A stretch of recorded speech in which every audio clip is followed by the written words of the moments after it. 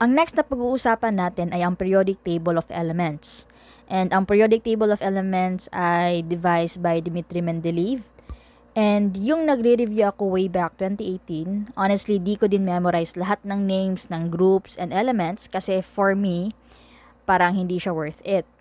So, as easy is, siguro ito na lang na part ang tandaan nyo. Okay? The periodic table is arranged in order of atomic number, so basic. And ito sila is ang metals, non-metals, and in between are the metalloids. Next is that ito sila ay conductors, dito ay insulators, and in between ay semiconductors. So as you can see, yung silicon at germanium natin ay under both metalloids and semiconductors. Okay? So next is we have periods and groups. Ang period ay isang horizontal row sa periodic table. So, yung period number mo ay equal to the number of shells. So, period 1, 1 shell. Period 2, 2 shells. Period 3, 3 shells, and so on. Yung group naman, sila ay vertical rows of the periodic table. So, ang group number mo is equal to the number of valence electrons. Pero yung i-consider nyo lang ay ito sila ng mga vertical rows. So, group 1, 1 valence electron. Group 2, 2 valence electrons. Group 3, 3 valence electrons, and so on. So, for example, silicon. Period 3, group 4, 3 shells, and 4 valence electrons. So, may mga trends ang periodic table of elements. So, gaya ng history ni chemistry, may short version and extended version din ako sa lecture na to. So, yung short version is this. Atomic radius is increasing downward to the left, where francium has the largest atomic radius. Ionization energy is increasing upward to the right, where helium has the highest ionization energy. Electron affinity is increasing upward to the right, where chlorine has the highest electron affinity. And lastly, electronegativity is increasing upward to the right, where fluorine has the highest electronegativity. So, kung tinatamad na kayo, Luxfam na lang. Okay? Pero if gusto nyo matuto at malaman kung ano ang reason behind kung bakit ganun ang trend, so I suggest you keep on watching. Okay? So, let's start with the atomic radius. Yung trend niya is increasing downward. So, check muna natin yung left to right. Bakit ba decreasing from left to right? Okay? So, di ba class, from left to right, atomic number increases. Hence, yung number of protons increases. So, kapag yung number of protons increases, yung nuclear charge niya increases as well. And because of the increase in nuclear charge, it attracts the electron more strongly, pulling them closer to the nucleus. Ibig sabihin, class, the more na mas marami yung protons mo, the more na mas malakas yung attraction niya ng mga electrons. So, effectively, parang liliit din yung atomic size dahil mas lumapit pa yung electrons papuntang nucleus. So, I hope that makes sense. Okay? So, next is from top to bottom. So, from top to bottom, increasing. Now, diba, from top to bottom, the number of shell increases. So, the distance between the outermost shell and the nucleus increases. So, kung i-compare mo ang atom na may isang shell versus 3 shells, by mata-mata, sino ba sa kanila yung may mas malaking atomic size? Yung mas madaming shells. Okay? So that explains why the trend is increasing downward to the left.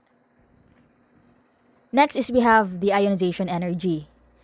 Ionization energy is a measure of how much energy is required to remove an electron from a neutral atom, which also is the measure of the tendency of an atom to resist the loss of electron. Meaning to say, the higher energy required to remove an atom, the higher the ionization energy. Okay, again ha? The higher energy required to remove an atom, the higher the ionization energy. So, it talks about removing an atom. So, from left to right, increasing.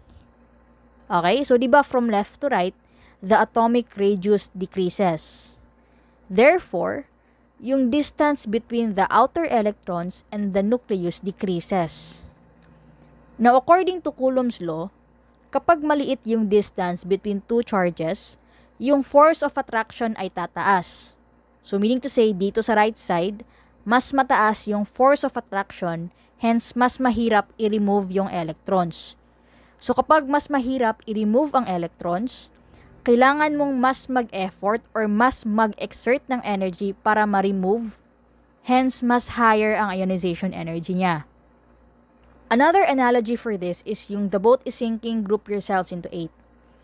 So isipin nyo na lang na yung mga electrons ay naglalaro ng the boat is sinking, tapos group yourselves into 8. So for example, ikaw si beryllium, group 2. Meaning to say, may dalawang valence electrons lang. So isipin nyo, the boat is sinking, group yourselves into 8, pero dalawa lang kayo. So diba, hindi mo na kailangan mag-effort pa para sabihan yung dalawa na umalis at maghanap ng ibang group. Pero if ikaw si fluorine, so group 7, meaning to say 7 valence electrons. So the boat is sinking, group yourselves into 8, diba isa na lang yung kulang. So kung itong electron na ito ay pipilitin mong i-remove, diba mahihirapan ka kasi ayaw niya. Kasi diba, isa na lang ang kulang para makomplete nila yung 8.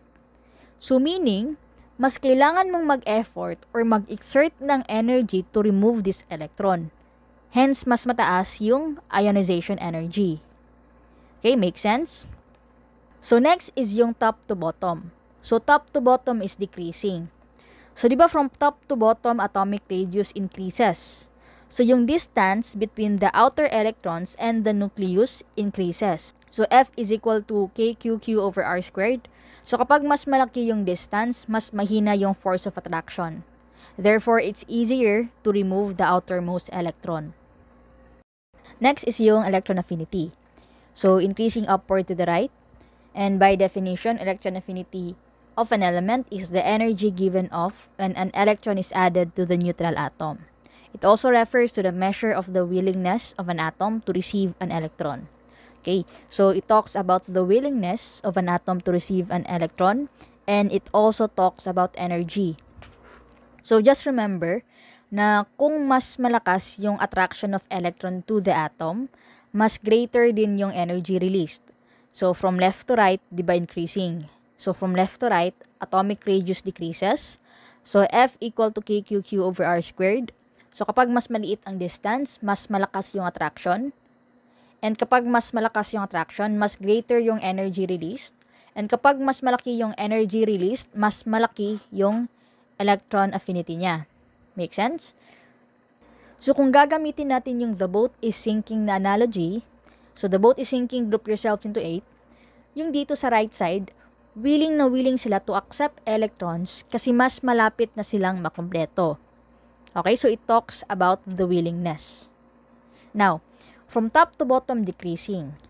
Now, di ba from top to bottom, atomic radius increases. F equal to KQQ over R squared. Kapag mas malaki yung distance, mas hihina yung attraction. Kapag mas mahina ang attraction, mas maliit yung energy released, hence mas mababa yung electron affinity. And the last trend is yung electronegativity. Electronegativity is the ability of an atom in a molecule to attract shared electrons to itself in a covalent bond. So same trend sila ni electron affinity, pero magkaiba lang yung definition. So looks from na lang. Electronegativity speaks of ability, while electron affinity talks about energy or willingness. Okay, so looks from na lang.